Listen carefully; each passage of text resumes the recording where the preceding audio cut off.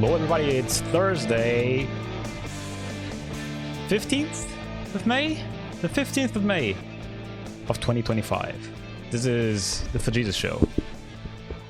Back once again, another Thursday actually, to deliver you some of the best video game news, video game reports, video games, video James, whatever. It's been a lovely day. How are you guys doing in chat? Hey Mista, welcome to the stream. Slow news week actually, not gonna lie. Which, you know, on one side it's not that bad. That means I can actually go over and look at whatever like the actual news are. We have no guest this week, so Renee is not here today. And what we have here, oh yeah, like I actually, like, there was there was stuff that I didn't talk about last week because, you know, with Renee being here and I wanted to talk about the blueprints stuff. I ended up not talking about all the demos that I played last week and the previous week as well. And I got some recommendations for you guys, but some indie games like that came across my radar basically. I played a thing called Maze Mice, which is, you know, a little bit of everything, I guess. Let's see if I find gameplay here, because it was actually like super fun. Maze Mice, I guess it's a little bit of everything. Like they mixed Pac-Man and they mixed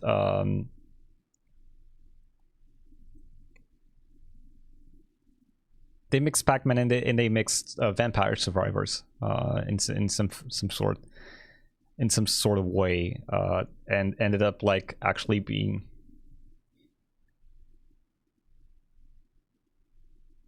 you know, quite engaging. It's been a slow start for the stream actually. But here you go. Maze Mice. So you have this mouse that you start like just, you know, walking around the maze, but in, I guess in super hot fashion, time only moves when you move. That's the whole premise of the show. Like you have a maze like you have in Pac-Man. You need to collect pellets. Those pellets are basically experience, and you basically every XP that you get, every amount of XP that you get to choose between 3 random upgrades. It's kind of weird, like, to watch the gameplay now that I think about it, because time only moves when you move, so it feels like the game is stuttering, but it's actually like just it's the player just stopping. Yeah, Renee, welcome to the stream. It's just the player like stopping and looking at what, you know, what's the course that I'm gonna take now, since the more you go, the more like the more enemy fields the screen gets. And you do actually need to deal damage. Hey, Rufox. For what I understand, Rufox also tried it on his live stream, and he was like immediately addicted to it. This feels like one of those games that is hard to explain overall, because like it's a little bit of everything, I guess. It's really hard to, like, just in a single fashion or in a single sentence, just to like make it understand. But it's, I guess, Pac-Man, Vampire Survivors, and Super Hot, it's the correct mix of what you're trying to explain, and like everything, you get everything in a cocktail, and you have Maze Mice. So I played the demo, like I think I spent like 4 hours or so just like going around the maze, and it immediately feels, at first was like the game immediately feels very snappy, at least not a boat RPG. Yeah, and it's like it really feels good, you know. It feels really good to play because it's like the movement is super snappy. The upgrades feel, how is it, like it's at the start like they feel very powerful, but then it's like incremental, I guess. Like it's the powers that you get, like they start to combine in very weird and interesting ways. Like in this case, like you have the trail of fire that's like it. I guess it kind of deals a snake trail of fire that damages your enemies, and they start like getting damaged, and eventually they die. He has 3 laser beams just coming out of a rat. And yeah, I was talking about Dredge, the bold RPG's Dredge. And yeah, like immediately hooked. This, it's one of those games that, like, very simple, you know, the roguelike aspect of it because of the different upgrades and because of the different runs that you get every time you start a new game or a new run. Like it's immediately like easy to pick up and play, and at the same time like very hard to let go, because like even if you die, it's like, hey, just, you know, one more run. Hey Quasar, what's up? Maze Mice, you know, like I don't think there's much I can say about this game. Like, just, you know, go and try it. I'm gonna leave the link on the chat. But man, like this I don't know where I found. Someone recommended this to me and say, hey, yeah, you're gonna love this shit. And I'm like, okay. I'm not gonna talk about White. I think I talked about White Knuckle like a few months ago when I tried the demo, and I couldn't vibe with it. I couldn't vibe with it. Like it's definitely it's a very interesting concept. I could not get into it. I'm gonna talk about though, like, so I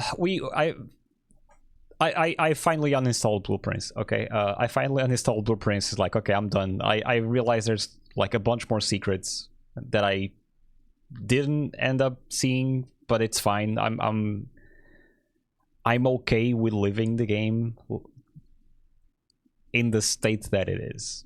Because at some point, like I'm not smart enough to chase all these, you know, weird and almost abstract ways of thinking of like, oh yeah, I need to do this combination of, I guess, rooms, and this will give me a specific thing outside that I can check out, and this will make me access, you know, a whole new part of the game. But I'm glad in like just watching that on a YouTube video and realizing, huh, turns out like this game is even deeper than I was actually like thought it would be. Because I saw I reached the ending, and I saw like the deed, the land deed of, you know, your uncle leaving your mansion to the player character, and then like apparently that's not the end. Okay, so like if you want to find out the end, just keep going, like keep digging. There's more stuff for you to find out. I'm gonna talk about, so after uninstalling Blueprints, I ended up, you know, going on a rampage of not only demos, but some games that I wanted to try out and see if I could vibe with it, because I didn't want to jump into Clair Obscura Expedition 33 immediately. You know, sometimes you need a small gap between games where you play a large game or a game that actually like demands a lot from you, and then you wanna hop into the next big thing, like in this case Clair Obscura or Expedition 33. I don't know what people are calling it, but you know, in I guess in RPG fashion, the names are convoluted enough for we to not find a middle ground of what we are actually calling the game. And so Expo 33, I think Expo 33, the French RPG, the Baguette RPG, I think I'm gonna call it that. But I went on a rampage. Like I installed a bunch of games in the backlog that I was expecting to play. So I installed Tomb Raider, I installed 1,000 Times Resist, I installed Dredge, I installed Blood Omen Legacy of Kain. So the first Legacy of Kain, not the Soul River one, but the actual PlayStation 1 title from Crystal Dynamics. And I also got Blasphemous 2. And in the meantime, I installed Claire, Expedition 33. And so I'm gonna walk you guys through my experience in this, because obviously, like, as you might end up realizing, I'm playing both Expedition 33 and I'm playing Blasphemous. Blasphemous 2. Because those are the two games that I was like, yeah, I do need to play these two, and like it immediately clicked with me. But there's like, so first of all, 1,000 Times Resist sounds and feels like one of those games that I'm gonna love. But I also feel it's so story dense, and that I do need to like allocate part of my gaming time to actually understand what the fuck is going on that game. Feels a lot esoterical, I guess. So that's what I'm trying to say. Like, so the game starts like, and you immediately see the first cutscene of someone getting stabbed, and you're like, I'm not sure what the fuck is going on. It's the first cutscene of the game. It's like someone talking to a wall, I guess, and immediately gets stabbed in the chest, and I'm like, okay, cool. I guess we're starting with the killing now. And as soon as the game starts, it's like it's dialogue after dialogue, and puzzle after puzzle, with lots of exposition about the world and about the environment that you're in, but not a lot of explanations about who are you and what are you doing in that specific place and time. You know, like cool. Like I thought I was, you know, getting some explanations early on about what was going on, but what I got was the character like saying goodbye to another character that went on a train somewhere, apparently, that has no return, and immediately after it, we jumped into some sort of memory. So like in this world, there's like someone called the All Mother, and to, I guess, graduate from whatever the thing you're studying, you hop onto her memories, and you need to kind of figure out like a puzzle. And the game gives you a time travel mechanic where you go into the present day and the past, and try to like juggle between both of the timelines to understand what was going on. And the world is being invaded by aliens for some reason. I think. Okay, at this point, it's all like what I'm understanding of the game, and I'm not telling it's the right thing, but apparently we got invaded by aliens, and the All Mother was just like a regular person that eventually became some sort of deity in this universe. And you're exploring her memories like with time travel mechanics and puzzle mechanics. It's the concept is cool, but I'm like, okay, I don't think I'm ready to go deep in another lore focused game that it's basically a visual novel and puzzles, because I just got out of Blueprints. So I left that game where it is. I'll restart it when I'm mentally able to you know, strain my brain again like that. And I was talking like to my girlfriend about like the games I have to play, and she was looking at all the trailers, like, why don't you play Tomb Raider? Like you talked about it when the game came out, and you kind of want to check out the remaster. I'm like, yeah, sure. I guess I'll try Tomb Raider 1.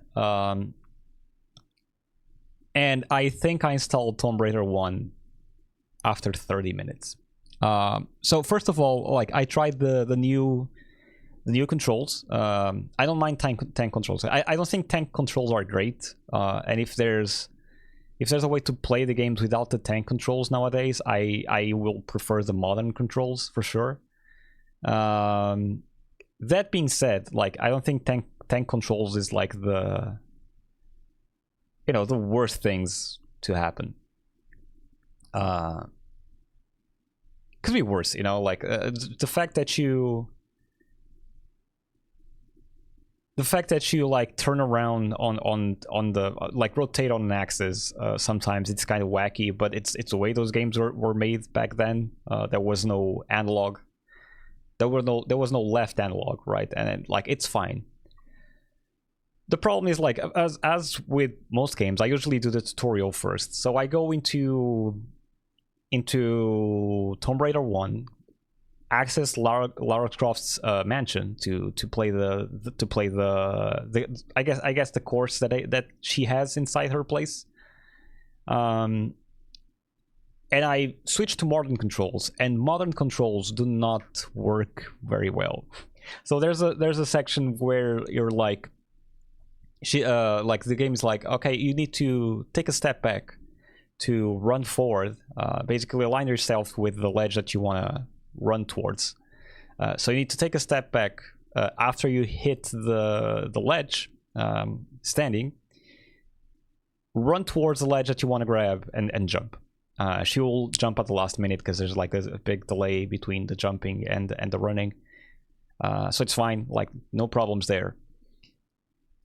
But with modern controls, I click back, and the thing that she does is, like, she turns back and gives like 2 steps with her back turned to where I wanted to go. Like, okay, that's not what the game wants me to do. This is like, she's just turning around and going back, like what modern control will be. And apparently there's no way I can do a step back with modern controls, so I switch back to tank controls, and I'm like, okay, fine. It controls worse, I guess. But at the same time, it's the way the game was meant to be played back in 1995 or 6, I think. So the game is built for you to play like that. So even if, like, I need to turn around, or if there's like a big enemy, the game probably accommodates for that thing. The problem is, I start the game and it gives me like the initial cutscene from you know, Tomb Raider 1. Where you see Lara getting a call and going into this mountain. It's like super snowy, and she has like a guide, I guess, a person like guiding her into this door, and they look up and they have like some symbols crafted or like carved on the stone door, or on top of the stone door. And I realized, like, they upscaled this with some sort of AI algorithm. So they turned the original cutscenes, which are probably like at this point lost in time, from Tomb Raider, like going from brand to brand, you know, like from Crystal Dynamics to Eidos Montreal, and all that, and like, no, actually Eidos and then Crystal Dynamics now, or Square Enix. I think it's Square that owns Tomb Raider now. So probably like the original cutscenes are lost in time. So they get the original cutscenes from, you know, the probably some old copy of the game, and they upscale it through some AI algorithm, and they look so fucking shit. Like, they look absolutely awful. All the symbols are like kind of wonky, turning into spaghetti into the middle of the stone. And I'm looking at the cutscene and like, I would rather watch this in like 240p, you know, like small screen, whatever, than looking at this AI bullshit, because it just looks so bad. Let me see if I try to find Tomb Raider 1 cutscene remastered.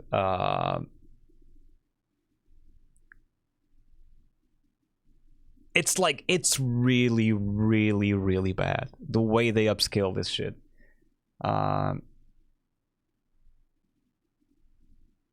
can I skip? Thank you.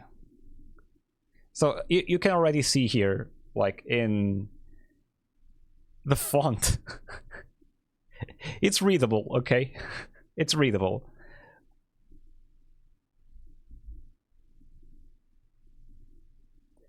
But you see, like, there's a bunch of weird artifacts from, you know, from the, I guess, the frame blending and from the AI upscale that just makes this cutscene absolutely horrendous. Like, I'm not expecting them to redo the cutscenes, obviously. Like, it's a remaster, a very like low budget remaster, and that's fine. But there's some stuff where I'm like, like, if you look at the faces specifically,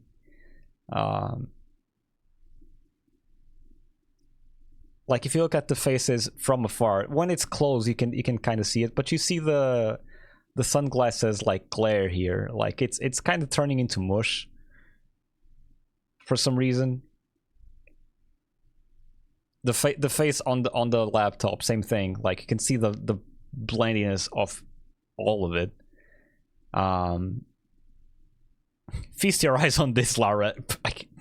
I guess, like, if you have bleach, I would take it at this point.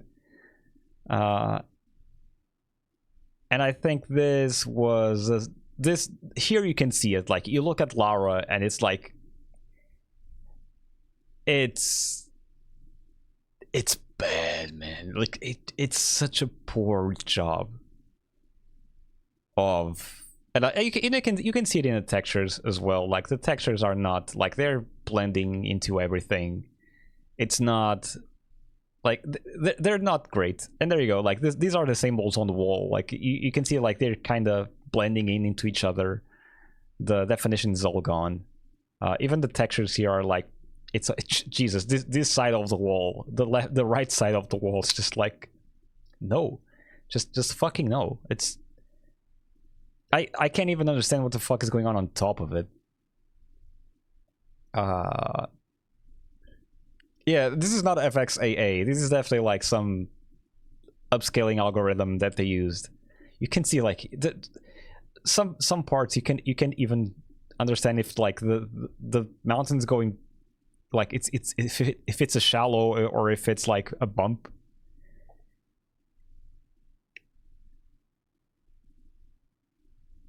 And, like, obviously the animation it's still there. It's not great.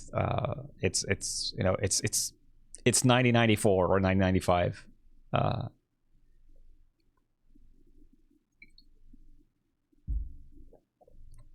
Oh yeah, look, everything was weird. Okay, the edge of the glasses, the rocks, the symbols, the way some of the textures blend into each other.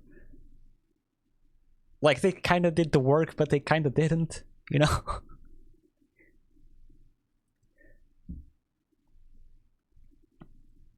But then, like, in-game cutscenes, like, you have this, like, it's fine. They all work pretty well. And I don't mind these. Like, I would rather have these, because it's made with, like, in-engine, right? Than have whatever they decided to do. Like, just give me the original cutscene and don't frame blend it, don't upscale it. Just give me the raw as it was on a tiny screen, and I'm like, okay, I'm fine with this, because at least you're not fucking up. Like, because at least I can see.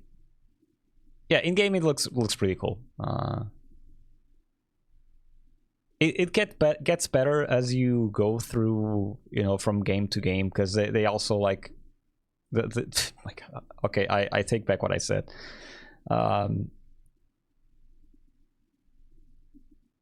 I take back what I said. Yeah, it's whatever.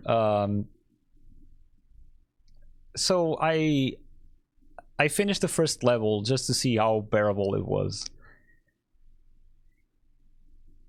And immediately after I finished the first level, I'm like, I'm not sure I want to play this anymore. Like, the AI the AI stuff is making me, you know, it's making me icky in some fashion, and the puzzles are cool. Like I guess the game is still cool after all these years. Like the puzzles are neat.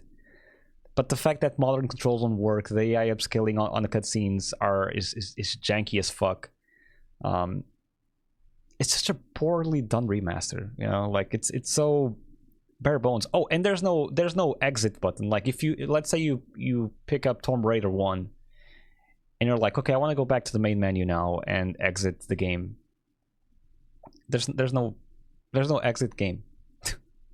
There's no exit game button. I was playing on Steam Deck, and I wanted to get back to the menu to change game, and I had to basically force shut down the game with my controller,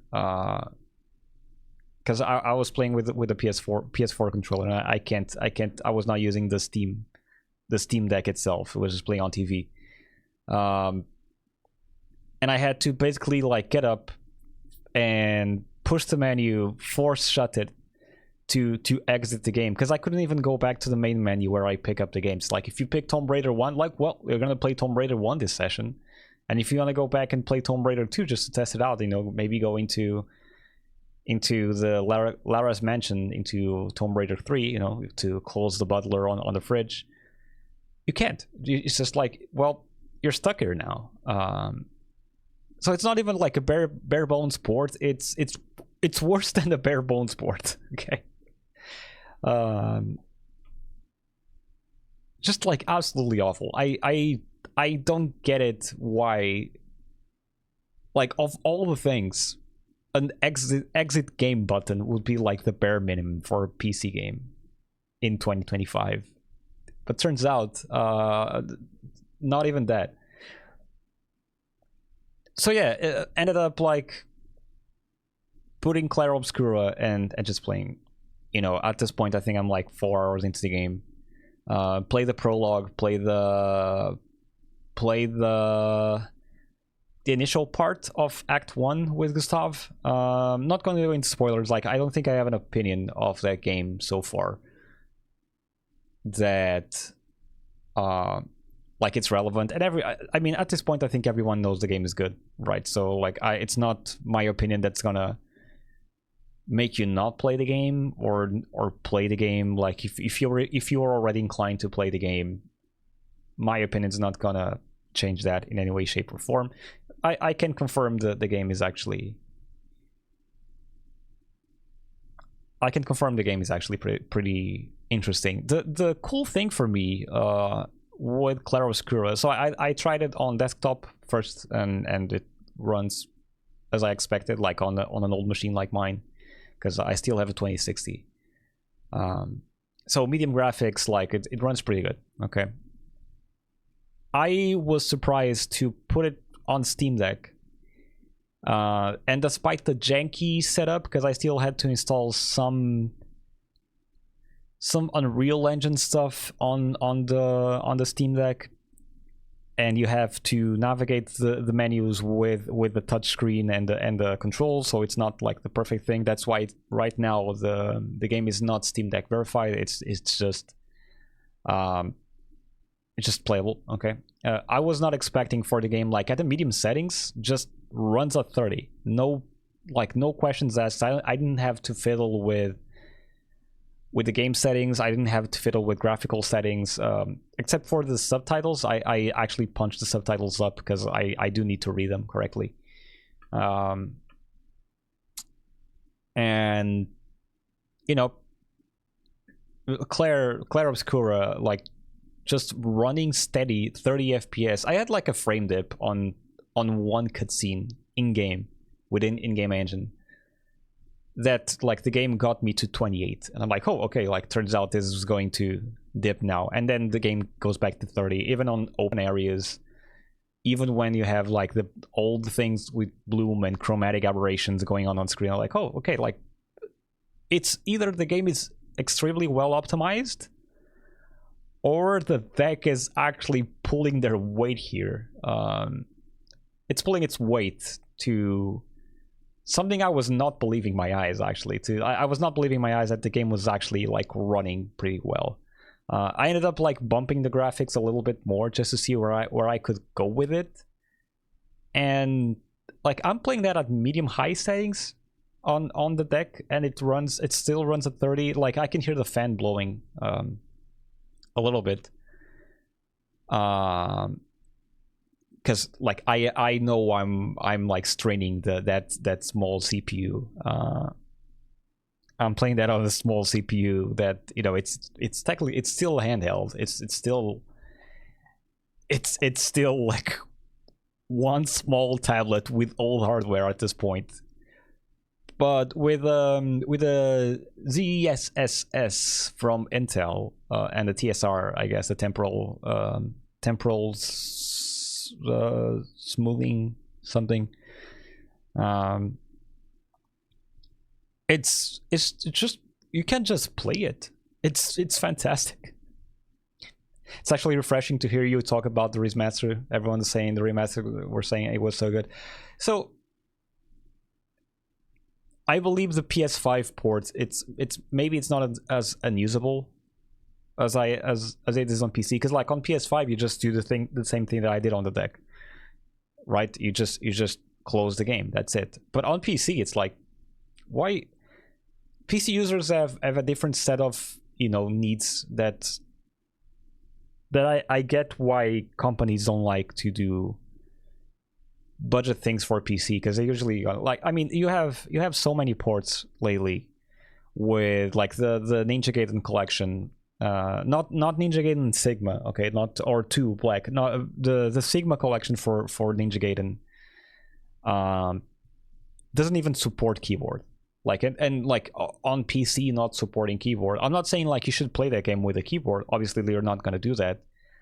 But navigating menus, you know, writing stuff on leaderboards, or like configuring graphic settings, you're gonna need a keyboard and a mouse, and that game is not compatible with a keyboard and a mouse. Which when when you say PC gaming, or when you say a PC game, it's like, I guess that's the bare minimum you can do. Like at least make it native, working with the, you know, the normal peripherals that everyone has.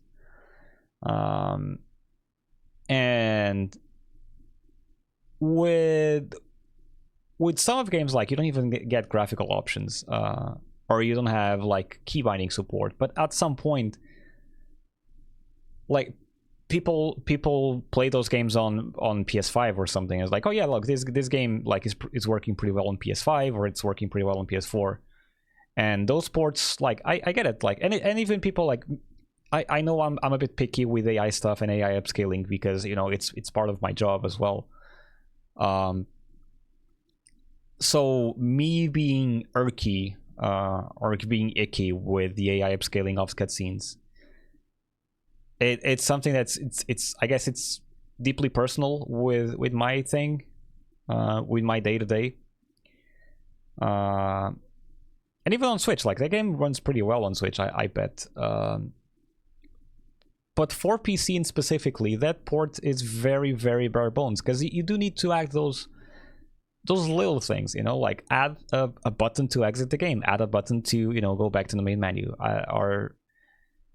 or to switch game if you want.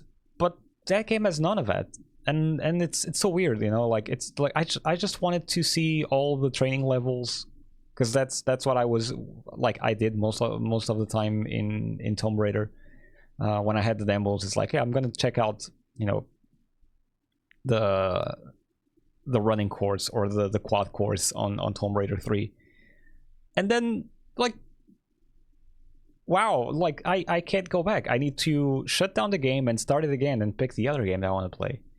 So on PC, like my experience might be way different than, you know, the Switch or a PlayStation user, because like the graphics are not going to change.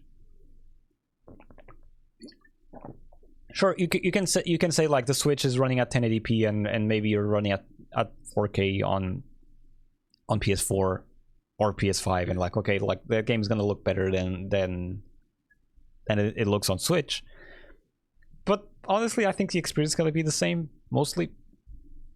It's just that it's those small details that, makes a difference on for PC users when you see games like coming out and they're like, oh, the PC port is broken, and like maybe it's not broken, but it's missing key features that PC games always had, and that by 2025 those are standard.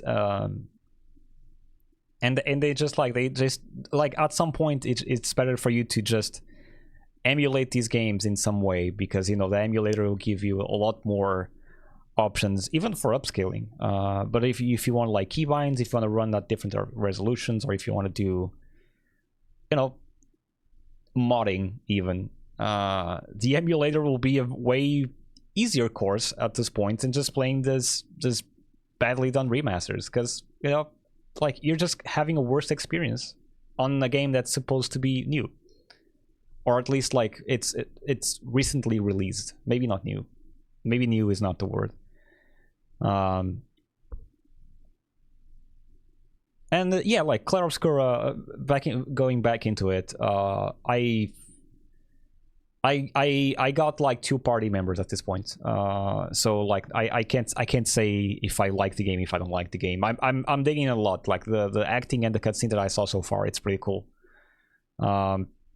And there's only one small thing, but I guess it comes with a Unreal Engine 5 territory. The bloom on that game, it hurts my fucking eyes.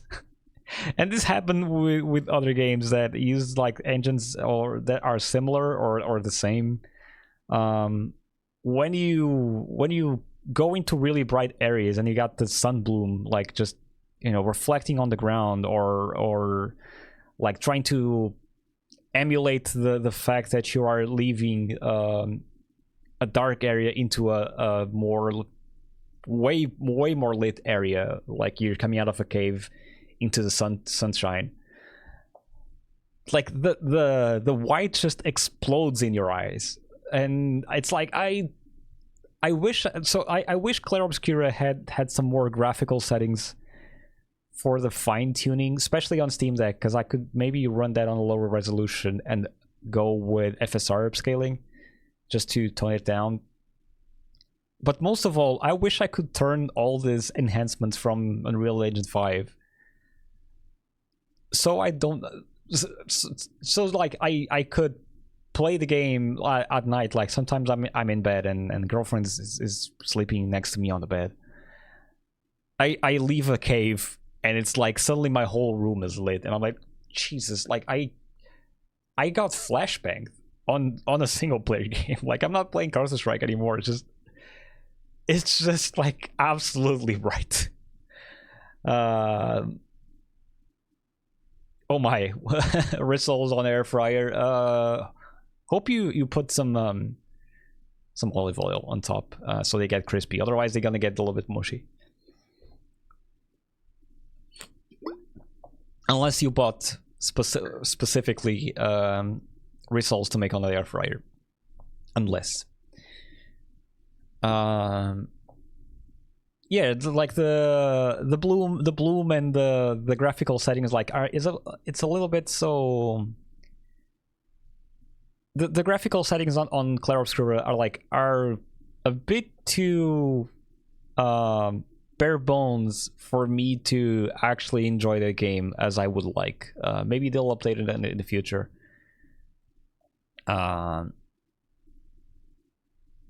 But so far, like it's not being great. But I'll DM you like later. Remind me to let you know what I do with rissoles on the air fryer to so they don't come out all mushy.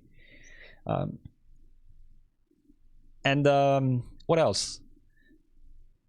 Yeah, in the meantime, like I was playing Clair Obscura, but I feel like that's a very like mechanically intense game with the 3D and the parries and the dodge and all that. And I wanted something more on the indie side, because I do miss my indies and my 2D scrolling. So I started Blasphemous 2. Beaten 2 bosses already on that game, because shit, that game is fun. That game, like, so like I'm gonna say like I was a huge fan of Blasphemous 1. First of all, Blasphemous 1, I think it's on my top 3 Metroidvanias of all time. Mostly because like it's the pixel art and the setting and the mood that game has surrounding it. With, you know, like it's very inspired on the Catholic Church, specifically on south of Spain, but with like, I guess, a horror twist. I would call it like a more gory twist, and very literal when it comes to miracles and I guess supernatural stuff happening. And Blasphemous 1 like had this really solid package overall, where you had some really cool Metroidvania exploration with a cool soundtrack and great art. Especially on the, like, I love Blasphemous 1's cutscenes because it was all pixel art animated, and that shit is so hard to pull off because, you know, it's pixel art. Pixel art is really hard to do. So I started Blasphemous 2, and the first thing that I noticed is that they don't have pixel art cutscenes anymore, which left me a little bit sad. I was expecting something to... I was expecting, you know, to check out the pixel art cutscenes again, and suddenly, like, I get this animated cutscenes, like, they don't have those anymore now, and I kind of miss those, you know, because I guess it was one of the things that really really hooked me on the first game, especially because, you know, those cutscenes are gory. If you haven't played Blasphemous 1, like, I'm gonna go full spoilers, but one of the first cutscenes that you have is your main character, the penitent one, just cut open the throat of one of the monsters that he beats at the end of the tutorial level, filling its helmet full of blood, and putting the helmet on, and you see the blood dripping with like all the pixel art, you know, strings of blood like dripping down there, dripping down the armor that he has.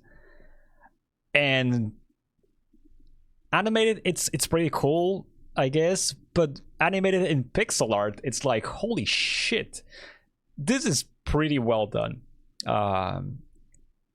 Who the hell thinks of those? I guess it's very similar to, or I guess it's inspired by the baptism, right? Like when you baptize someone, like you throw the water on those, but because he's the penitent one, and obviously it's a action violent game, you fill the helmet with blood, and like it's the baptism.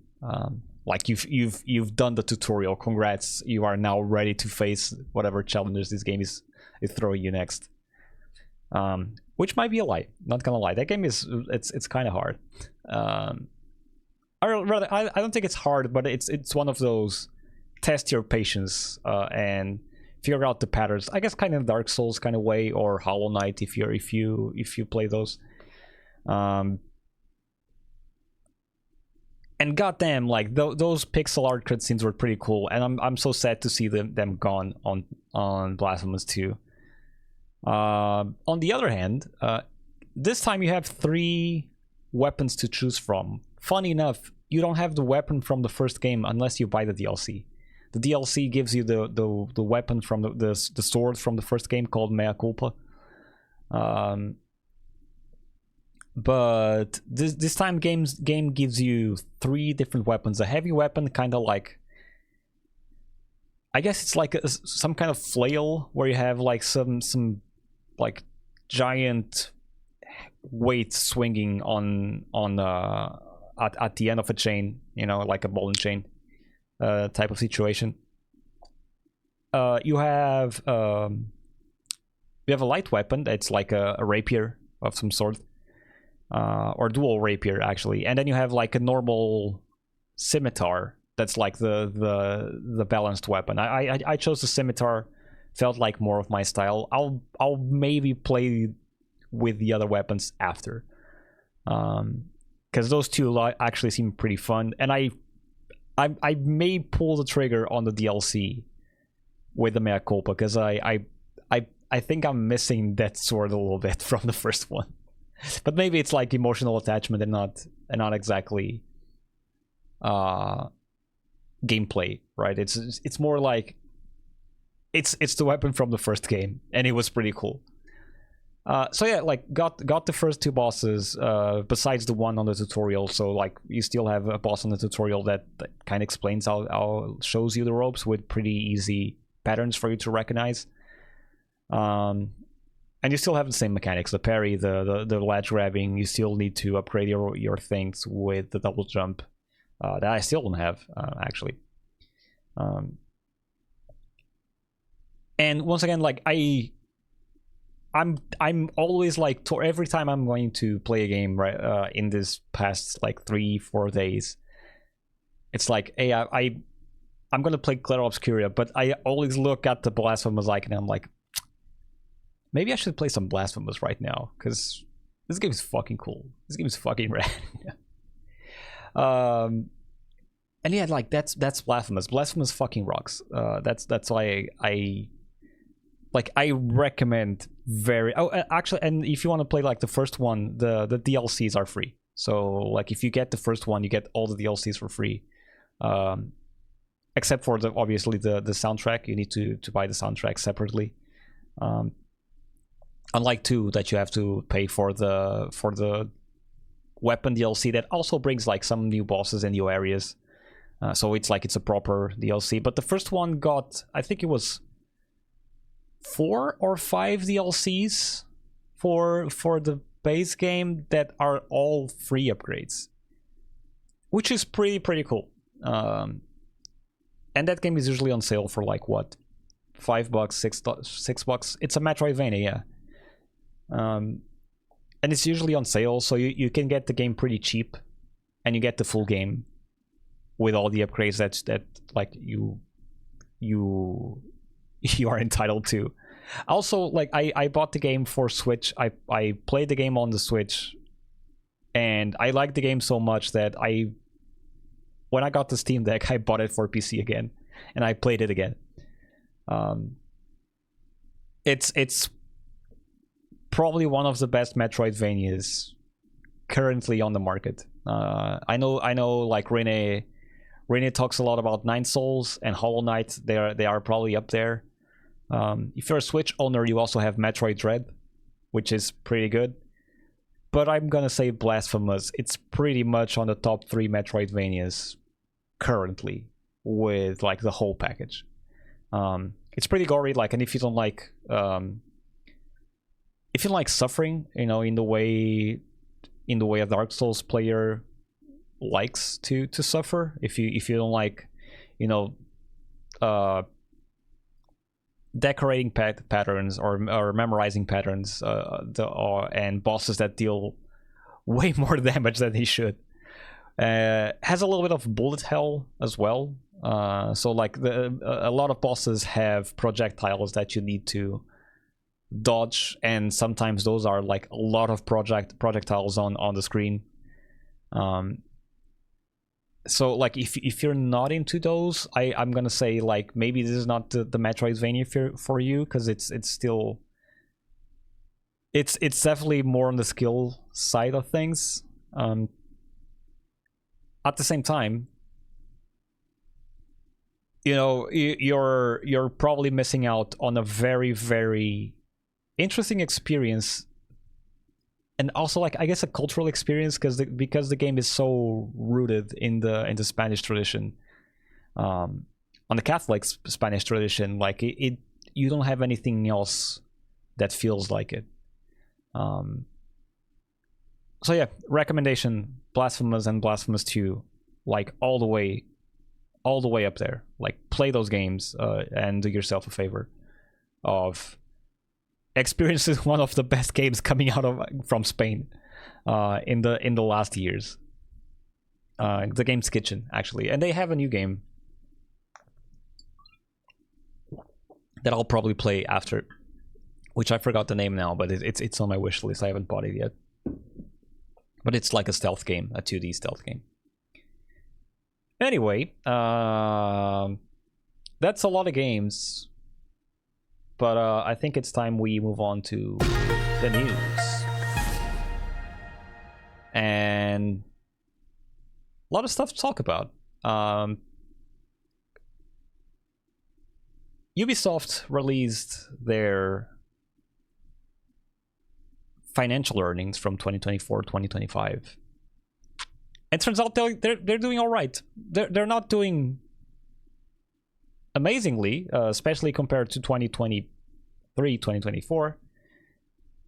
But you know, when you look at the positives and the negatives of all the earnings report, I'm gonna say they're doing pretty well. Okay, like it's the operating income and so you have the like IFRS. These are like got it. I had it on the tip of my tongue. It's international financing reporting standards. Basically, like they reported the game in one way. They reported their incomes in one way, but they also have other type of reporting to compare other values that they feel it's good for investors to know, because it's not all about the money that you made and that you didn't made overall. It's also good to take into account that some stuff actually did all right, despite, you know, not earning as much. The highlights, of course, like it's the portfolio of brands running from the IRS. Not really, I'd say. But basically, like, the portfolio of brands has continued to perform strongly this quarter, demonstrating their power and attractiveness, with the top 10 brands posting over year net bookings growth, leading to a record fourth quarter of 902 million.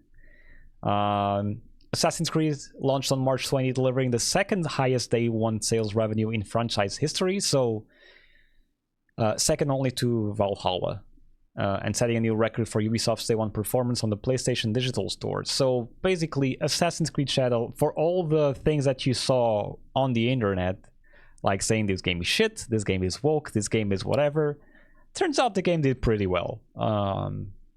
For, you know,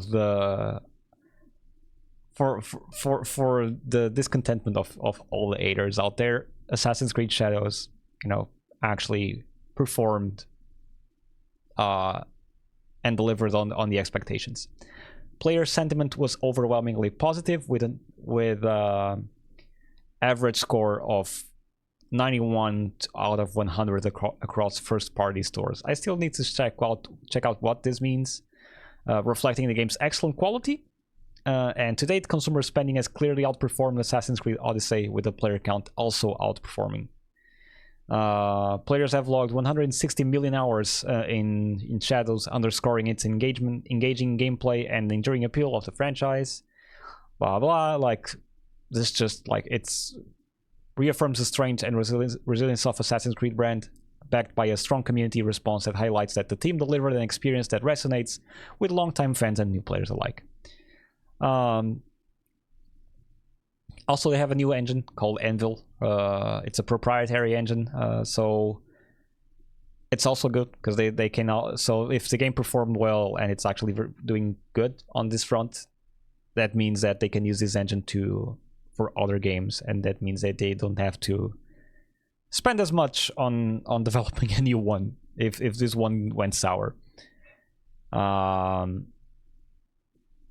Also, Rainbow Six Siege delivered a solid performance this year while preparing for the Siege X launch, with annual net bookings of growing year on year and being stable excluding partnerships. What else? Elsewhere in the back catalog, the Crew Motorfest posted a strong performance this quarter and pursued its increasingly growing momentum. And Avatar Frontiers of Pandora continued to attract new players and saw activity up double digits sequentially this quarter. So that's cool. Like, they are selling well, most of the games. Assassin's Creed Shadows did very well, and some older games are actually like still selling. So it's a continuous growth overall. They talk a little bit about the announced transaction with Tencent and how they're going forward. Some cost reduction initiatives. That means you can expect more layoffs coming out this year. Thanks to continued discipline and recruitment and targeted restructurings, the group's total headcount stood at 17,782 at the end of March 2025.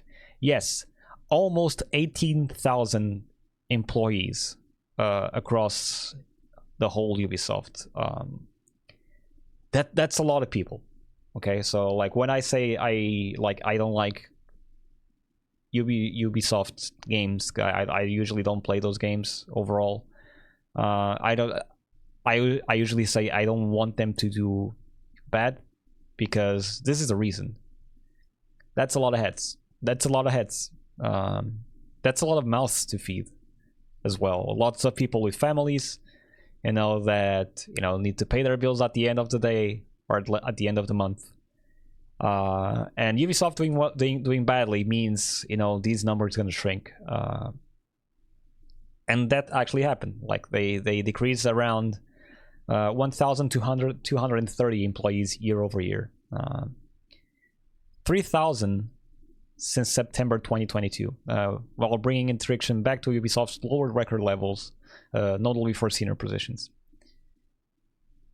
So yeah, like a lot of stuff. If you look at their financial data, I'm not gonna bother you with all of the shenanigans because it's a lot of numbers. You can check it out yourselves with a link in chat if you want, or Google it once you have it.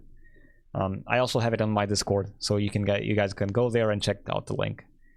But overall, what this means is that the too long DR, the TL didn't read of this, is that if you compare the numbers, mostly, is that Ubisoft didn't grow from 2024 to 2025.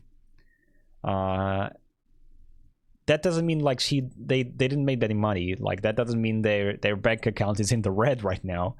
It's just that the projected sales and earnings of for investors and investor calls did not meet that expectations, and they were actually under the values that they got in 2024, which, if you think about it, makes perfect sense because they released less games than the previous year. So like less games means obviously less sales. This is not Ubisoft is shutting down, Ubisoft is going bankrupt. This is not Ubisoft is in trouble. It's just, hey, we sold less because we made less, and that makes sense. But overall, like the games that they launched, I think they are slowly climbing back up to their previous standards, I guess.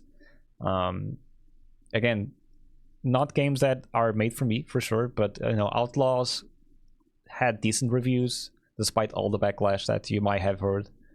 Shadows, same thing. They had the live service games as well. That Rainbow Six Siege. You had For Honor still going strong as well. The Crew, Motorfest, Just Dance, all still like bringing up revenue. The weird thing about this is that with the Tencent sale and that specific branch of the company, that means that they're going to separate money now. So Assassin's Creed, I believe it's Assassin's Creed, Far Cry, and Rainbow Six, they're all going to go into the Tencent side of business, and that means that that money will only fund those titles and will not fund the rest of the titles. Stuff like Rayman, or stuff like a new Splinter Cell. I wish. Or like if you want to fund a new Just Dance, that's a separate bank account, for so to speak. I played both Outlaws and Avatar. Outlaws and Avatar. Outlaws is a great Star Wars experience. Avatar was less varied in gameplay, but also pretty polished and fun. Both really respect the IPs. Yeah, that, you know, like we usually live in a bubble, and the internet is what it is, I guess. I'm not going to go much into those details, but I think, you know, like when you go online and you see everyone complaining, like that's mostly a bubble, and especially with these big franchises like, you know, Assassin's Creed or whatever, most people are fine playing these games. They will honestly like enjoy these activities and not be complaining about whatever people were complaining on the internet. Yeah, Ubisoft doing pretty well. Pretty happy actually that you know they're increasing their quality overall. And I know hopefully 2025 fiscal year will be better for them. News that I missed last week. Most of the people that play are not chronically talking shit online. Yeah. Cool thing though, from last week that I forgot to mention with Rene, but I guess Rene didn't play Fallout 1 and 2, so I left this to... I guess this is more to me as a Fallout 1 and 2 fan. Fallout 2 is still my favorite Fallout. I don't care what Bethesda did to that franchise. Fallout 2 is very good. Ghost Recon when? Never. It's dead. Rip. Fgeitas. Yeah, so funny story. I didn't went to the barber this time. I've trimmed my hair this like beginning of this week. I think it was on Saturday. Okay, so like on the weekend, and I usually like get my hair a little bit higher, a little bit, and I was trimming with my trimmer, and I forced a little bit. On Saturday. Yeah, it was like this already, so it's actually like bigger than Saturday now. But it's shorter than last week. So like on Saturday I was trimming my hair, and I forced a little bit the trimmer against my head to get all the, you know, all the nooks and crannies, and the trimmer did this, snapped full shut, and instead of cutting like on the 21 marker, I did a pretty big cut on the 11 marker, on this side. And like, well, I guess, you know, I'm not gonna have short hair here and then like longer hair on the right side of my head. So well, I guess we are trimming this, and there we go. that's the story. I fucked up. That's the real story about it. It happens, you know, like it's fine. My hair grows super fast, and in 2 weeks I'll be onto my normal self and probably needing another trim. Which is one of the reasons why I don't go to the barber every time. Otherwise I'll be going to the barber twice every month. And that's a hole in your budget. Oh yeah, also happened to his beard. Several times, you know, like it's fine. I'll live. It's not like I cut my head off. Well. Anyway, Fallout 1 and 2 source code isn't lost after all, thanks to one hero programmer. I made it a quest to snapshot everything, says Rebecca Heineman, one of Interplay's founders. She kept the receipts. So, on a early interview, Tim Kaine, the lead developer of the original Fallout, really lamented the loss of Fallout's earlier development materials. When he left Interplay, he was told to delete his copies of early builds and even his notes from development meetings. Apparently, Interplay has since lost not only the source code, but you know, the original Fallout artwork and the clay models that were scanned to make the 3D talking heads, some of its NPC are blessed with. So if you don't know, like Fallout 1 and 2 are like top-down isometric RPGs with a very specific type of turn-based combat. It's called action points combat. That you use them to take steps and to aim and to do, you know, a bunch of shit during the missions. Fallout 2 is still my favorite game, and I always say that I wish they made a PC port with, you know, like maybe upscaled some stuff, maybe some quality of life changes to modernize the thing a little bit. And obviously, like with the code being lost, it's harder to do these things. It's like what happened with Blade Runner, I guess. Blade Runner was one of those cases. But turns out Rebecca Heinemann, former Interplay employee, she kept the copies of the source code for Fallout 1 and 2. So in 1993, Interplay published a CD collecting one game it published in each of the previous 10 years, including Battle Chest, Bard's Tale, The Lord of the Rings Volume 1, and the original Wasteland. Rebecca put the anthology together using her own copies of the source code of those games, except for Wasteland.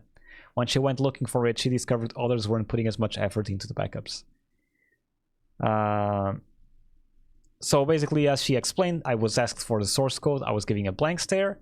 I went to CEO's office and he gave me a cardboard box that looked like he was run over by a truck, and he had some source on the floppies. I ended up contacting friends at Electronic Arts to get a copy of the source we sent them when Wasteland shipped. So I made a quest to snapshot everything and archive it to CD-ROMs. When I left Interplay in 1995, I had copies of every game we did, no exceptions. When I did MacPlay, which existed beyond my tenure at Interplay, every game we ported, I snapshotted. It included Fallout 1 and 2. So this is, like, I'm not sure if they can do anything with this for now, because with Fallout being owned by Bethesda, to do anything, Bethesda needs to give the green light for whatever they want to do with Fallout source code. But man, I wish they ported this for the PC with some quality of life stuff. You know, like you can still play it. I have Fallout 1 and 2 on my Steam account, that's for sure. From the collection that they released a few years ago that had like the plastic atomic bomb, which is really bad. It's like, it's real bad plastic. Don't I typical Bethesda stuff. The collector's edition are pretty shit overall. But I wish they gave this like to a pair of modders so they can modernize the game and modernize Fallout 1 and 2. One can hope, I guess. Couple of fighting game news. Mortal Kombat 1. I haven't seen this trailer, but apparently, I guess Mortal Kombat 1 is done? Question mark? It pleases me to again face combat.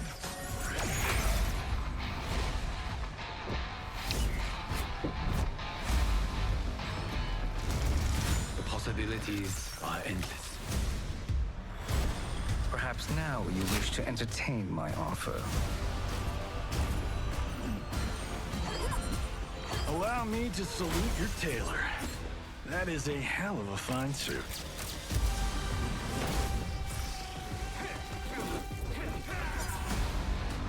Did Gun Interactive influence them? What do you mean?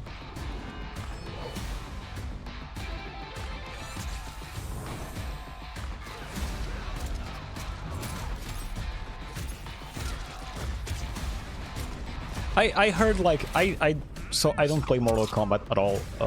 I couldn't care less for this franchise, to be honest.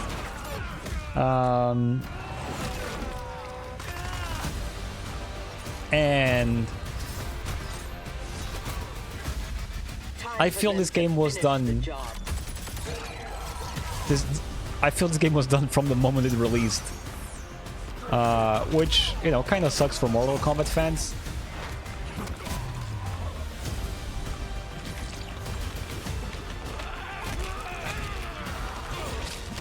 But I also always feel like this game was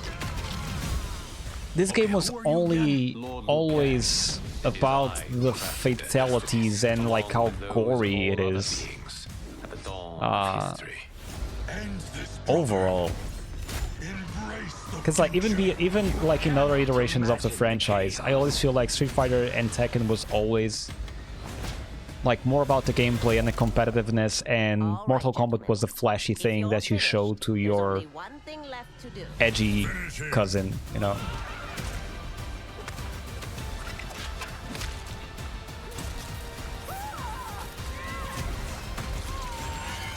That being said, like if it's a definitive edition, I think it's time. It's the best time to buy the game if you want to check out and you don't care about competitive, because now you're buying the full version.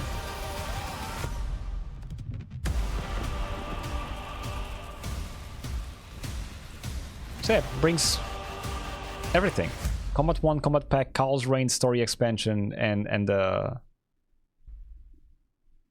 new movie skins as well. And more. I don't know what that and more. Separate Combat Pack 2 character bundle not available. Okay, so it brings the Chaos Reigns and the Combat Pack. Okay. Might as well just move on to Injustice 3. Pff, I don't know, man. Which is probably what they're gonna do, right? Unless they're not working on Injustice and are doing other thing other than Mortal Kombat. Which is gonna be super weird if it's NetherRealm doing that. I did heard they were working on not Injustice. So I don't know what to think of it. I heard they were not working on Injustice. And they were like stopping development on Mortal Kombat 1. So maybe now they'll move on to Injustice, but there's something in the middle. That probably gonna be released, you know, in 1 or 2 years.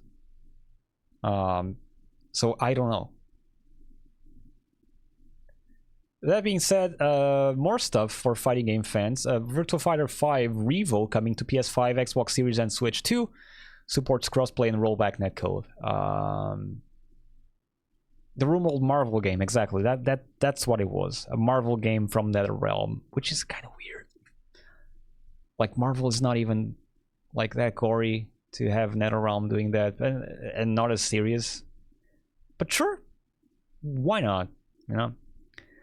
But yeah, Sega and developer Ryoga Gotoko Studio will release Virtua Fighter 5 Revo for PlayStation 5, Xbox Series, and Switch 2.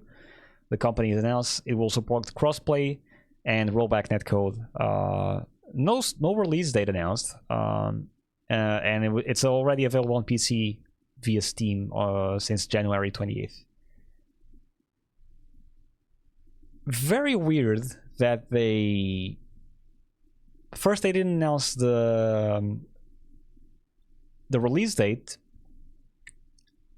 I wonder if Virtua 5 Ultimate Showdown owners will get the free upgrade, which doesn't feel like it. I feel this is like you'll have to buy a new game to play Virtua Fighter 5 Revo if you're on a PS5.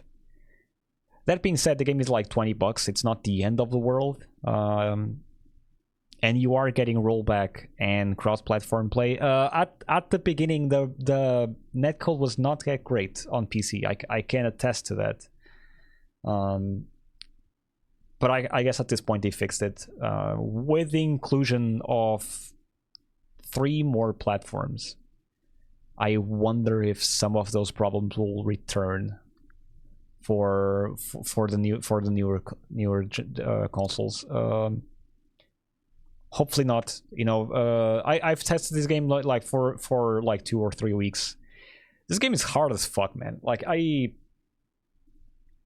I was so happy to get Virtua Fighter back after years. You know, like the last Virtua Fighter I played was Virtua Fighter 2 on the Sega Saturn. I mean, at least like I guess I'm gonna say seriously or like more. I played Virtua Fighter 2 like for quite a while. And I was like, okay, Virtua Fighter is back. I want to play this. I want to try and see how this game works now. I was not expecting for this game to be so hyper aggressive on its fundamentals, to the point where I went online and I couldn't win a single match. People at the time were complaining about Tekken being too aggressive, and they want to go to Street Fighter because, you know, Virtua Fighter is like the real fighting game. Like, it's more footsies, it's more grounded. It's like, nope, you're not. It's definitely not more or less aggressive than Tekken, or less aggressive than Street Fighter. This game is ultra aggressive on its gameplay. If you're blocking, you are probably gonna be dead. Because it's a 3-button game, you know, like the fact that you use punch and block or kick and block to grapple, and everyone has like 30 different grapples at this point, and a bunch of combos that can go into them. Like, everyone is some sort of king from Tekken in this game. So people that were angry at Tekken and wanted something less aggressive, and trying to flee from Tekken to Virtua Fighter 5. I bet they're already back to Tekken, because Tekken is actually more chill than this game. That being said, this game is pretty sick. Tried some Wolf, tried some Leo, and some Jackie. Jackie is probably like my main at this point, and playing this on the leverless feels like super good, but the game has like some of those mechanics that it's like you got 1 frame links, and you got 1 frame. You got the plinks as well, if you know BB tag, and like those things. It's a level of playing that I cannot dedicate myself to, because it's actually like pretty hard. I was pretty sure I had the trailer though for Wolf Hawkfield. Thank God for my my history.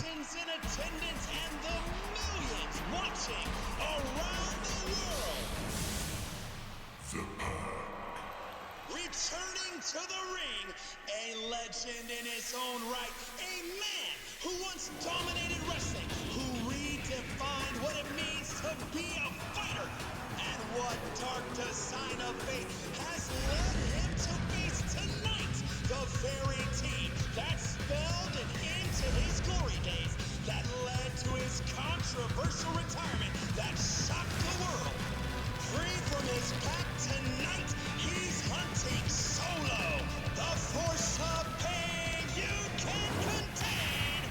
Wolf Hawkfield. Man, I'm not gonna lie, Wolf looks pretty fucking rad. Like, it's so cool. So I think that they had a Virtua Fighter talk during Evo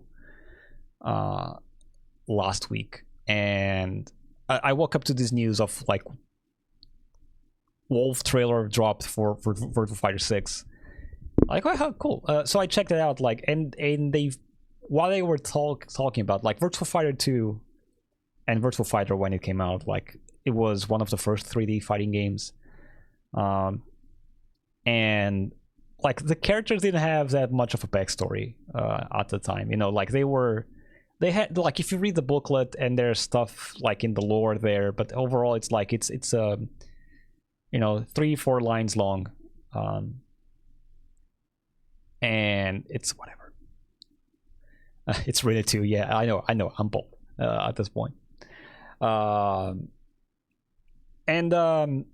What I feel like they're doing for Virtua Fighter 6 is that they're bringing a lot more lore to the characters, so they feel more relatable. I think it's something that Tekken and Street Fighter like immediately figured out, that people really care about these characters, and the lore behind it. You know, like you got the M Bison stuff, you got the Chun-Li and the Ryu with the Satsuno Hado with Akuma as well.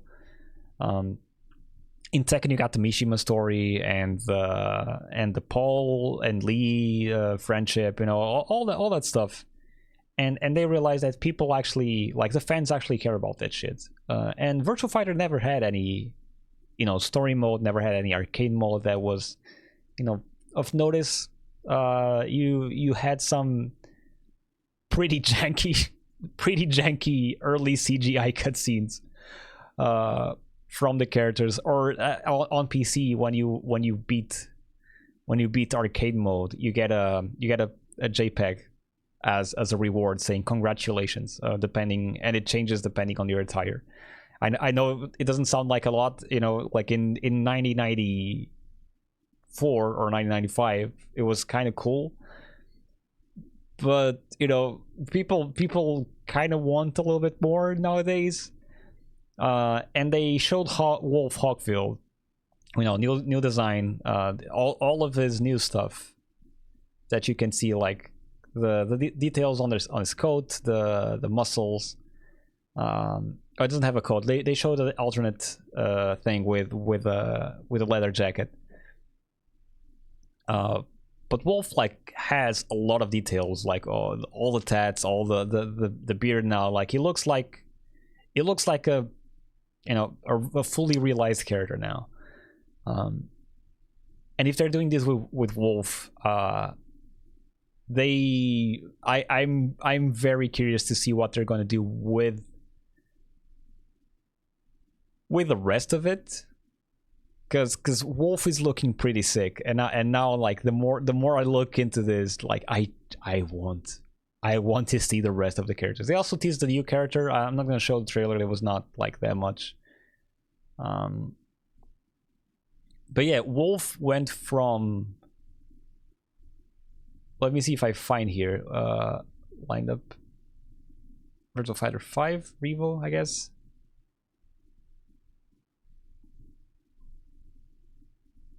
For those who don't know, like, Wolf came from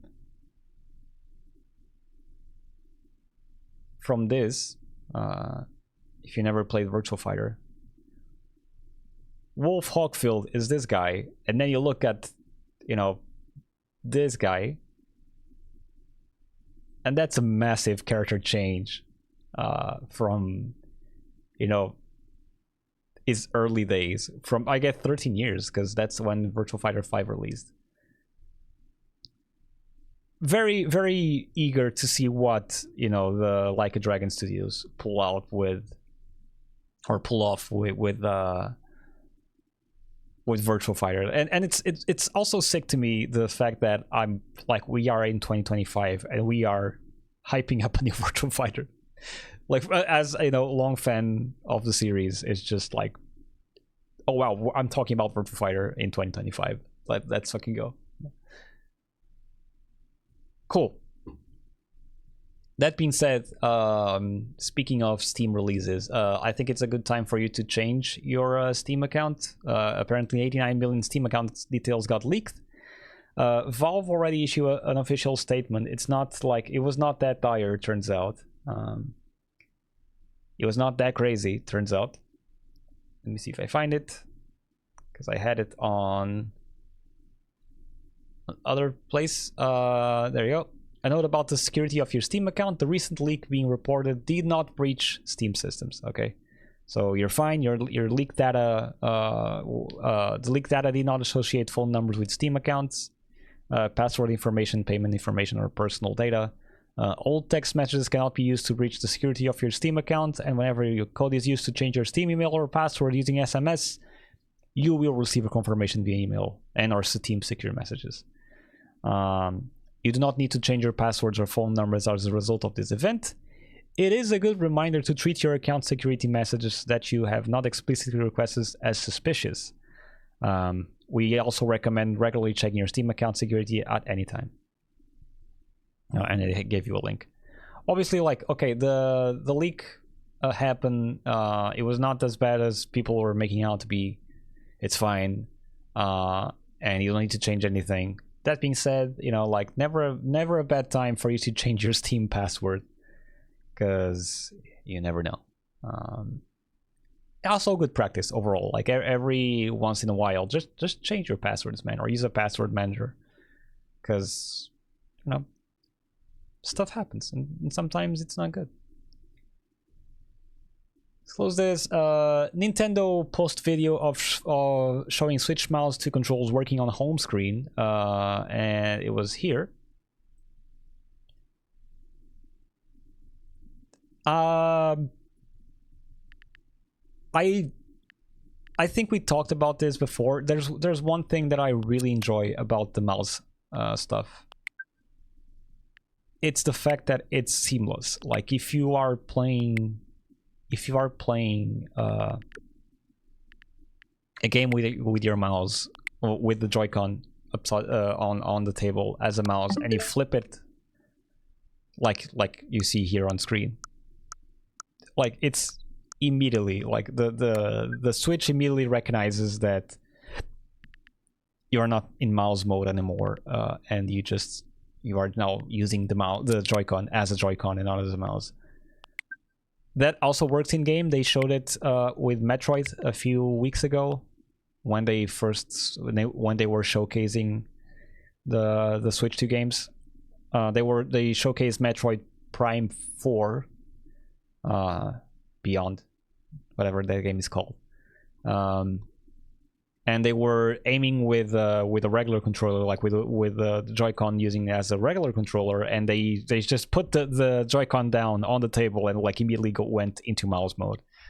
I know people like dunk a lot on the mouse feature of Nintendo. I know there's people that, I mean, me myself personally, like I can see the utility of it. Like I can see the utility for a game like Civ or for first-person shooters. I don't want to play the games like this for sure, but the fact that they made it so seamless with the transition, it's like, you know, they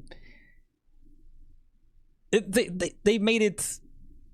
They did this tech work pretty well before actually showing this to the public, and they fine-tuned it to actually have the best experience from the user standpoint. And it's you know, as a tech enthusiast, I look at this as like, yeah, okay, it might not seem much, but I bet this took ages to get it right, which is pretty cool. And on a different statement, not related to Joy-Cons, but to a statement on Mario Kart World AI image speculation, because certain billboards had fans wondering if generative AI was used.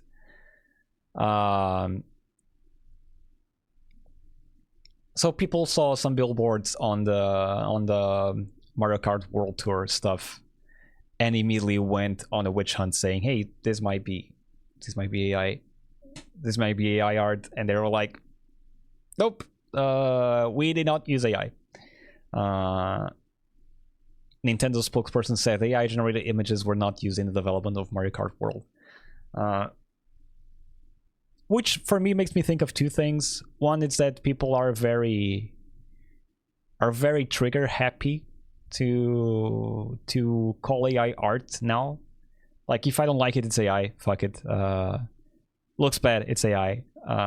And there people are trying to go on a witch hunt to like point out companies using AI, which they should, okay?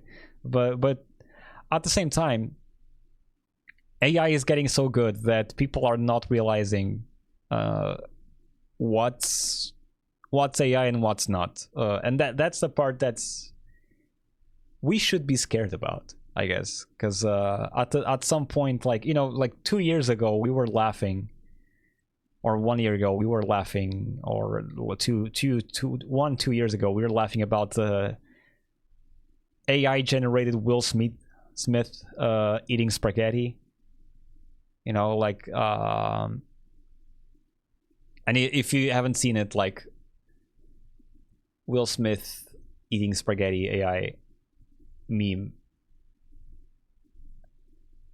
you can, yeah, 1 year ago. I don't know this person, the Thrive event. It's always showing up, and I don't know what it is. But if you look at like the AI stuff, like you look, this is the first AI of Will Smith eating spaghetti. You know, and you look at this, like, this shit's fucking hilarious. Like, there's no way you can ever confuse this with actual stuff, you know, like it's dumb. Nightmare Fuel, actually. Like, what the fuck is even this? But then you get to 2024.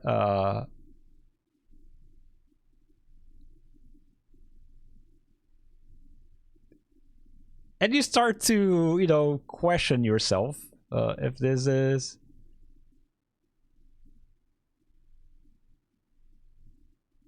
You can still tell by some stuff, you know. Like, obviously, like, you see some smearing, some stuff happening. Like, he had two mouths there. A few frames after, I guess. But, you know, like, we're getting close. Like, if you showed me this and told me this is a real picture of Will Smith eating spaghetti, I would be like, yeah, that checks out. That actually checks out. So at this point, like, people like are starting to go on witch hunts where they don't exist. But, you know, like, and Nintendo came out immediately saying, like, hey, no, we actually just use, like, real artists at this point. Not saying that AI is not being used already in video game development, which is something that I might talk about later. But in this case, it was not AI. It's fine. I don't see Nintendo using AI for this stuff. Weird news, which will get even weirder in a second. Already, developer Moon Studios have warned it may have to shut down following review bombing. So, if you don't know Moon Studios, those are the people that developed Ori 1 and Ori 2, and then also, and now they're developing No Rest for the Wicked. And Thomas Mahler took to Discord after being review bombed on the No Rest for the Wicked early access, saying it was like getting review bombed on Steam. And what he said on Discord, okay, this is a Discord message. Folks, I'm writing here, and if you're writing here and you are enjoying Wicked and they are excited for the future updates but haven't left a positive review, it's entirely possible that we won't be around in a couple of months to do anything anymore, simply because we got review bombed, which led to people not buying the game. Which means we're not making any money and we'll have to shut down. I wouldn't ask if your business wouldn't be, if our business wouldn't be dependent on it. I also never write reviews on anything, but if you want to see us actually finish Wicked, it's detrimental that we get the review score back up. God tier dev, Jesus Christ. And you know, like, I get it. Like, review bombing can fuck up, you know, a game's reputation and people not buying. You open the game on Steam and it's like, oh shit, like, this game turns out it's pretty bad, and you don't buy the game because of it.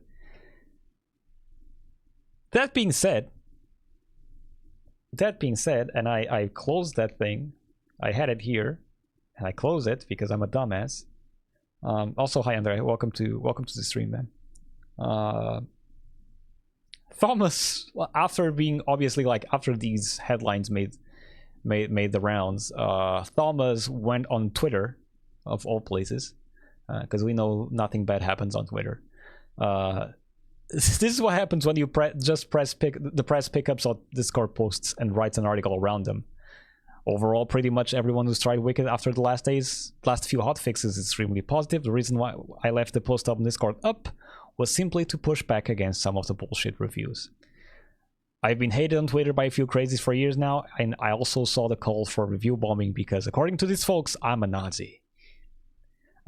These days, apparently anyone who doesn't include 5 trans characters in their game and doesn't let their products be influenced by political bullshit is a Nazi.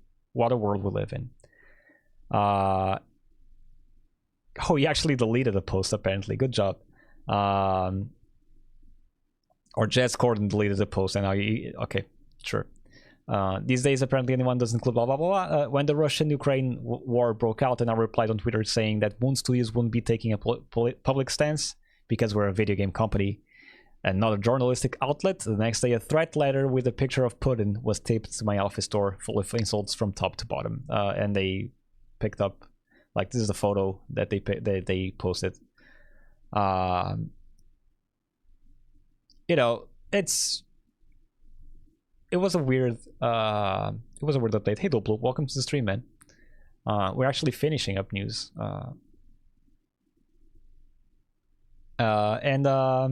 Yeah, Thomas is known for, obviously, for like two great games, Ori and Ori 2, and No Rest for the Wicked apparently is like it's great, although it's in early access. So the content that you have available, it's decent. But Thomas is also known for being one of the guys that, you know, criticized DEI practices, and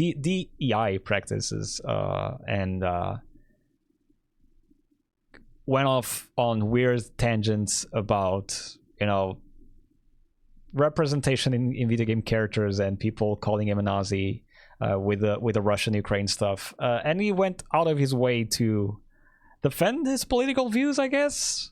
It's like, it's whatever, like, I don't care what you're doing, dude, like, just be the weirdo that you are. But, you know, like, if don't be like twisting the fucking narrative into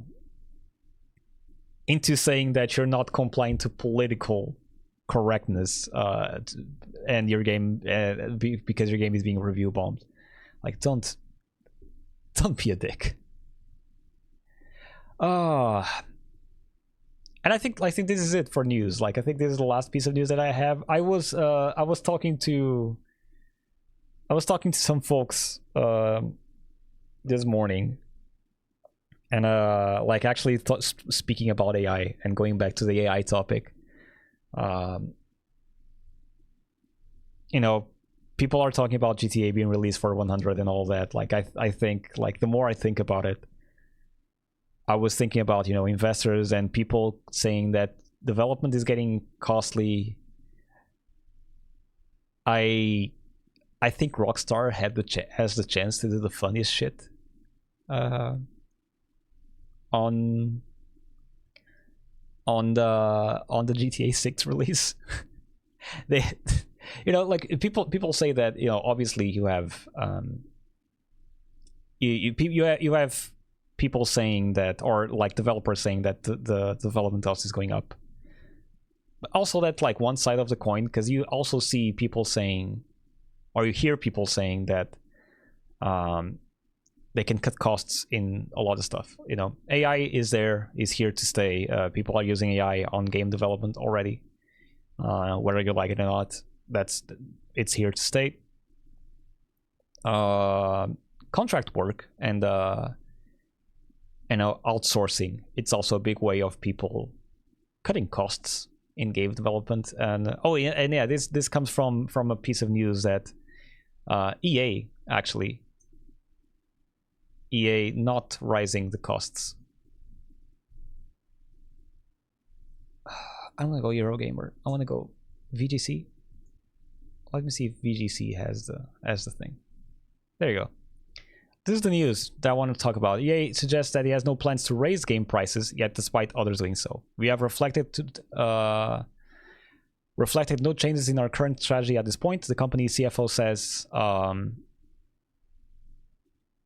and during its Q&A in its Q4 and fiscal year 2025 earnings conference call, one caller asked EA executives how the company is considering the pricing power of its IP and whether it was considering taking a similar approach to other companies announcing games at higher price points.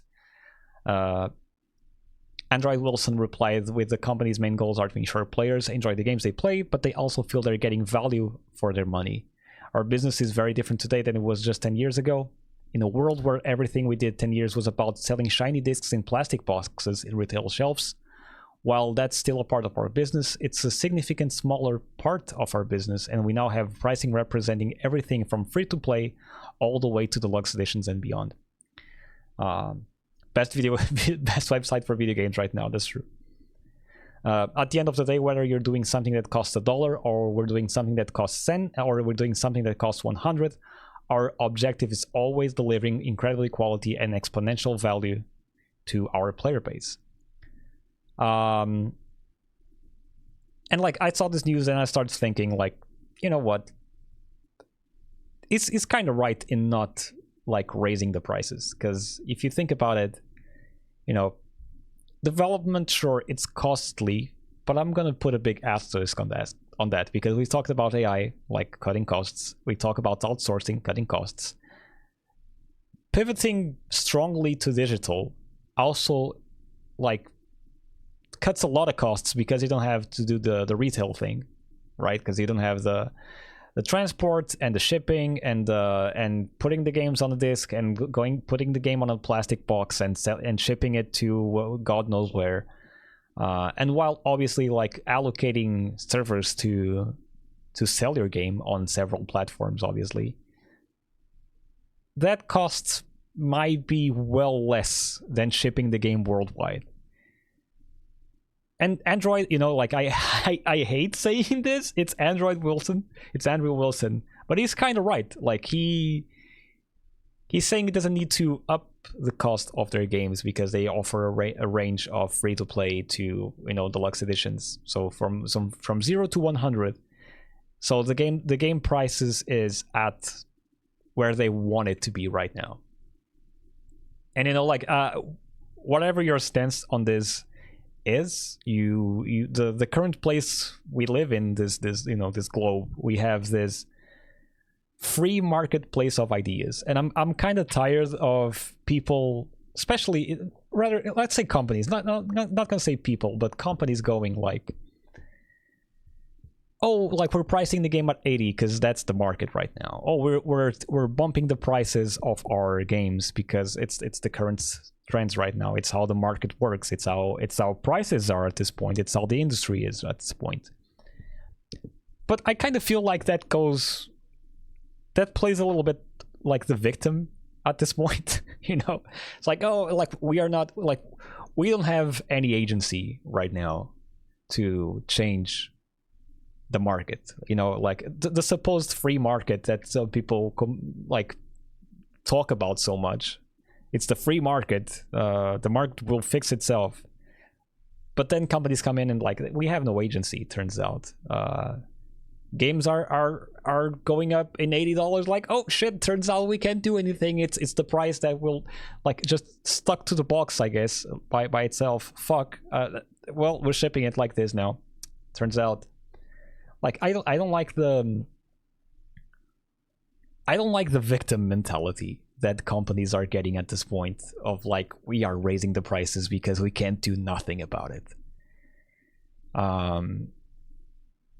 Because they can. That's the thing. And Andrew Wilson, I'm gonna stop calling Android because that's what I call it so far.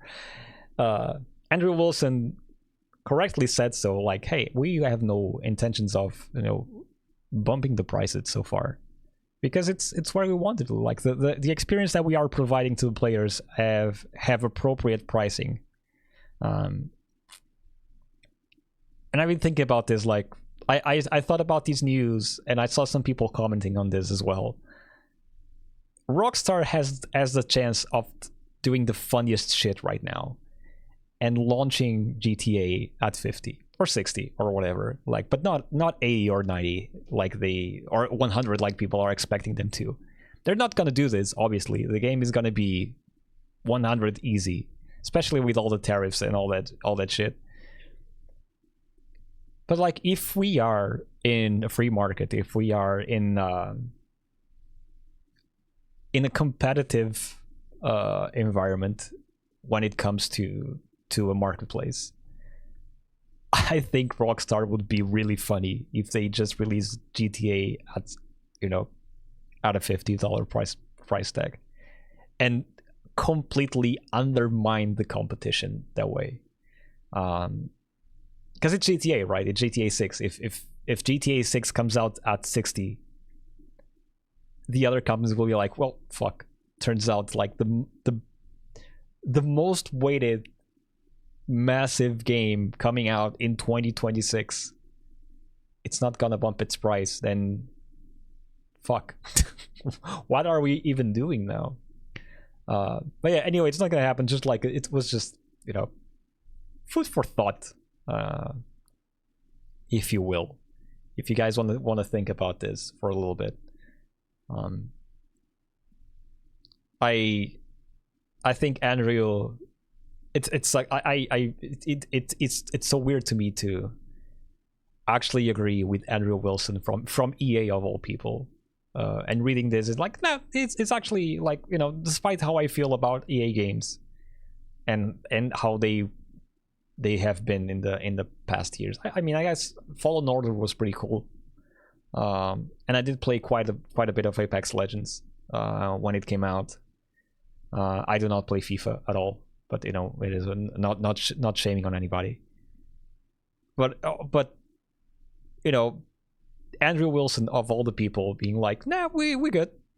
Like, games will cost the same moving forward, at least for the time being. And like, if everyone else is pricing the games a little bit more expensive, that's on them. It's not. We don't have anything to do with it. I bet investors didn't like this call at all, because obviously, like, you want to make more money. But the fact that he just went like, nah, we from a game's perspective, we put out, we have reflected no changes in our current strategy at this point. And yeah, like the article is mentioning like the $80 Mario Kart World and the $70 for Donkey Kong Bonanza. Not saying those games are not worth their price, but you know, it's gonna be different for anyone. Nintendo could brick your console if you're hacked to Switch too. So that's the thing that I think we need to like address like later. But the gist of it is that they can't do that on in Europe. That's the like the short answer for that is that they can in the US and in Japan. But US laws and Japan laws are quite different, you know. But European Union, they can block your access to the online stuff, and that's totally agree. If you mod your console, you are a risk to other players, and not only because you're playing a pirated game, but you also, like, if you can mod your console, you can probably mod your game, so you can cheat on online games.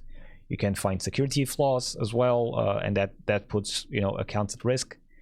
So if they block your console from going online and access their servers, I'm fine with that. If they break your console in the European Union, they're gonna have to answer to European laws. They cannot touch your hardware in any way, shape, or form. Like, your console needs to work. Even if it's offline, your console will need to be able to be turned on, unless, like, offline, obviously, like, but if you have like an offline game that works, you could probably like still use it. You know, like, obviously, like with the DRM checks and the online checks, those things like become a little bit gray in that regard, because you do need to verify your account in some fashion, like with especially with the digital games and the Nintendo Online games, the emulator and ROM stuff. But they cannot break your console. Like, if your console gets bricked because you modded it, obviously it's a risk, because you can mod the console and break it yourself. But if it's Nintendo that bricked it, you can probably like revert that decision. Maybe you need to unmod it as well, but you can probably revert that decision if you're living in Europe.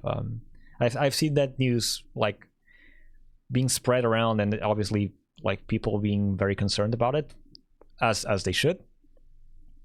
But we also must not forget that most of video games websites are US based, which means that they have US laws in mind when they write those articles. And yeah, they like it's the Wild West there. So they follow those articles with US laws in mind, and they don't have as much consumer protection as we have on this side of the pond, which good for us. Like I think like I think that if you buy something, you should own it, regardless of what you do with it, as long as you're not ruining the experience for anyone else. If you buy like a washing machine, if you buy a TV, if you buy a console, you should be able to mod it, because then what's the line, right? Because you say, yeah, hey, I modded the console, I modded the console to have an outer shell. Like, so, some people do it. Some people change the shells of a Steam Deck or of a Switch. Make it transparent, make it like custom, whatever. And that's considering modding. That's considered a modded console, despite not messing with the firmware. That's considered a modded console.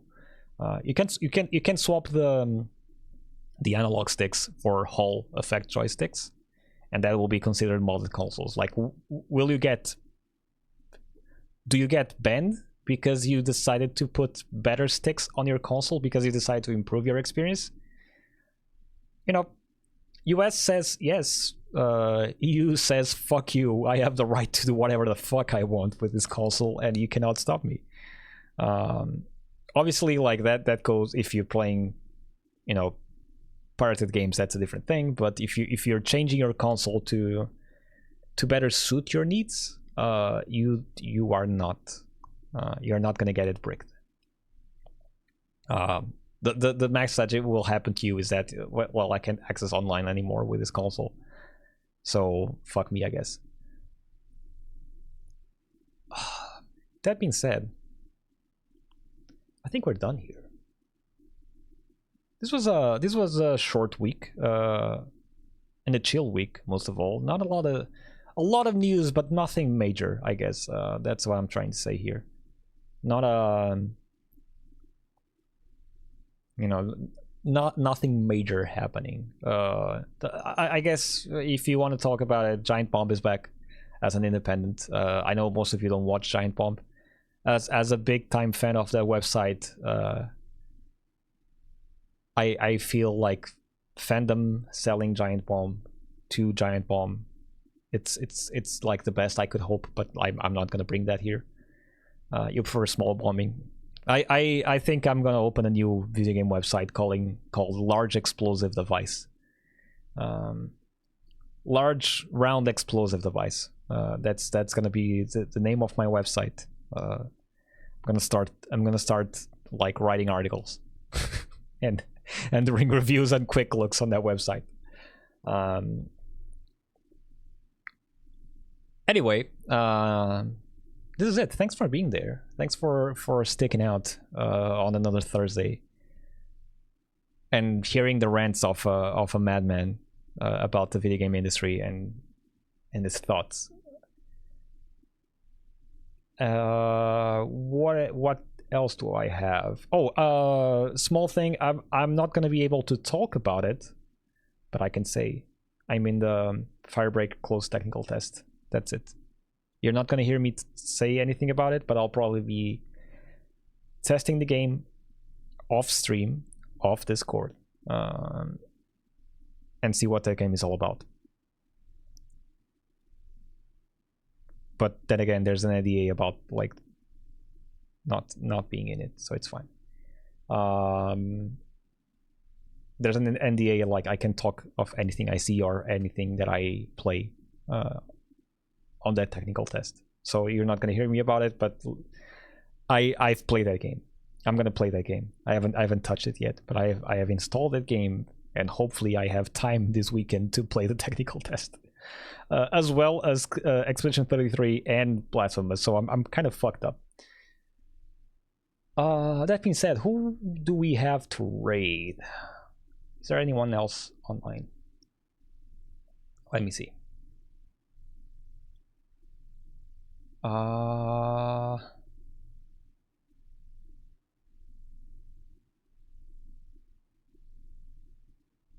Let's go to Mista. Mista is playing Claire Obscura. So if you guys want to watch a little bit of that, he's a cool guy. He's a metalhead as well. So say hi from me to him.